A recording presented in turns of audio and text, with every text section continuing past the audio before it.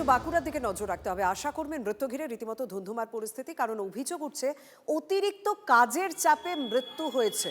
সেই কারণে তুমুল বিক্ষোভ, মৃতদেহ আটকে রেখে বিক্ষোভ দেখানো হচ্ছে অমর কানন গ্রামীণ হাসপাতালে। দীর্ঘদিন ধরে আশাকর্মীরা তারা বিভিন্ন জায়গায়, রাজ্যের বিভিন্ন প্রান্তে নানা রকম দাবি করে আসছিলেন যে তাদের অতিরিক্ত কাজের চাপ, এই ক্ষেত্রেও তাই অভিযোগ হচ্ছে।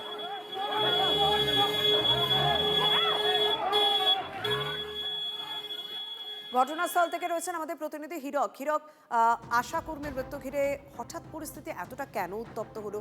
অতিরিক্ত কাজের চাপের যে অভিযোগ উঠছে, মানে কি কাজ তাদেরকে দিনের পর দিন করে আসতে হচ্ছিল? আর স্বাভাবিকভাবে এই মুহূর্তে স্থানীয় প্রশাসনের সঙ্গে নিশ্চয়ই তারা যোগাযোগ করেছেন।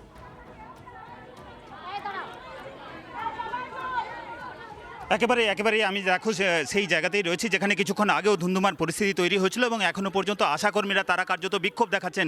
ইতিমধ্যে বিক্ষোভস্থলে এসে পৌঁছেছেন বাঁকুড়ার জেলা শাসক, বাঁকুড়ার মহকুমা শাসক, বাঁকুড়ার মুখ্য স্বাস্থ্য আধিকারিক সহ বিভিন্ন দপ্তরের শীর্ষ আধিকারিকরা, জেলা স্তরের শীর্ষ আধিকারিকরা তারা এসে পৌঁছেছেন। তাদের ঘিরেও কিছুক্ষণ আগেও বিক্ষোভ দেখাচ্ছিলেন আশাকর্মীরা। ঘটনার সূত্রপাত, রুম্পা মণ্ডল নামে এক আশাকর্মীর মৃত্যু হয় আজ সকালে এবং তার মৃতদেহ যখন অমর কানন গ্রামীণ হাসপাতালে নিয়ে আসা হয়, তারপরই খবর জানাজানি হতেই আশাকর্মীরা তারা এই অমর কানন গ্রামীণ হাসপাতালে এসে জমায়েত করেন এবং তারা বিক্ষোভ দেখাতে থাকেন। তাদের যেটা দাবি যে অতিরিক্ত কাজের চাপেই এই রুম্পা মণ্ডলের মৃত্যু হয়েছে, হৃদরোগে আক্রান্ত হয়ে তার মৃত্যু হয়েছে অতিরিক্ত কাজের চাপে। কারণ তাদের মা ও শিশুর স্বাস্থ্য সংক্রান্ত যে সমস্ত কাজ রয়েছে সে সমস্ত কাজ তো তাদের করতেই হচ্ছে।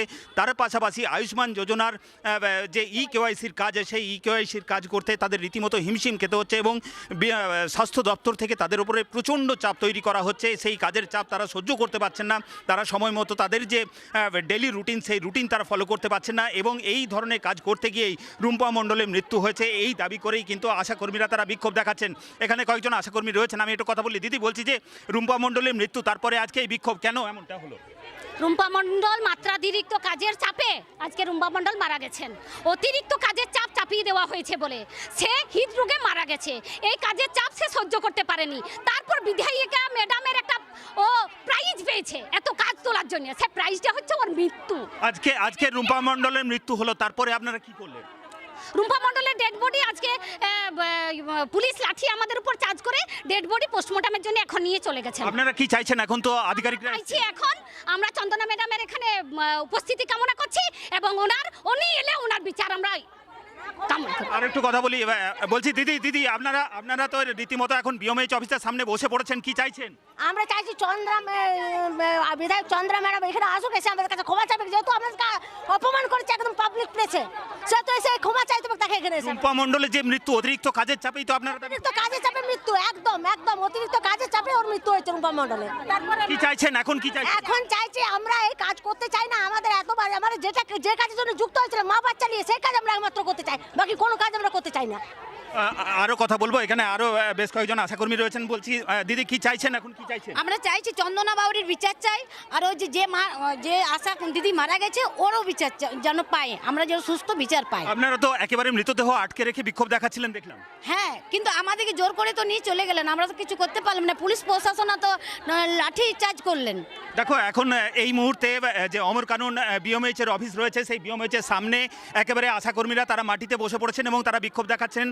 জেলা শাসক, বাঁকুড়ার জেলা শাসক, বাঁকুড়ার মহকুমা শাসক, বাঁকুড়ার মুখ্য স্বাস্থ্য আধিকারিক তারা এসে পৌঁছেছেন। তারা বোঝানোর চেষ্টা করছেন আশাকর্মীদের, কিন্তু আশাকর্মীরা তাদের যেটা দাবি সেই দাবিতে তারা কিন্তু অনড়। তারা যেটা বলছেন যে ইতিমধ্যেই তাদের একজন সহকর্মীকে হারাতে হয়েছে অতিরিক্ত কাজের চাপে।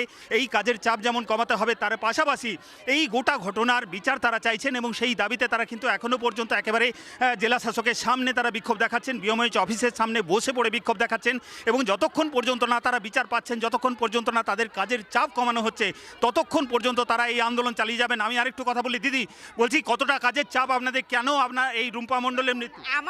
আমাদের মানে কাজের ভরসা সবাই করে, কিন্তু আমাদের পাশে কেউ দাঁড়ায় না, বুঝলেন। আর এই রুম্পা মণ্ডল কম বয়সের মেয়ে, এবার সংসারের চাপ আছে, এই কাজের চাপ আছে, এবার ইকেসি চাপ, তারপরে চন্দনা বাড়ি। চন্দনা বাউদির ভূমিকা নিয়ে তারা বারবার প্রশ্ন তুলছেন, শালতোরার বিধায়ক চন্দনা বাউদি। কিন্তু সেই চন্দনা বাউদিকে কয়েকদিন আগে আমরা দেখেছিলাম যে আশাকর্মীদের রীতিমতো হুঁশিয়ারি দিয়েছিলেন। শালতোরার আয়ুষ্মান ভারতের কেওয়াইসি নিয়ে তীব্র ক্ষোভ প্রকাশ করেছিলেন চন্দনা বাউদি। সেই চন্দনা বাউদির বক্তব্য একবার শোনাবো। বুঝি না, আপনি একজন শিক্ষিত মহিলা বলে আপনি কাজটা পাইছেন, তার মানে আপনি চুরি করে পাইছেন কাজটা, বলুন। আমি কতগুলো হচ্ছে বলে তো হবে না, সবাইকে একদিন ডাকে দিচ্ছে যে সরকারের বদনাম হচ্ছে, এগুলো সরকারের বদনাম হচ্ছে, যা মন যায় তাই করলে হবে না। যেন বদনামটা সরকারের না হয়, আপনারা যে কাজ করছেন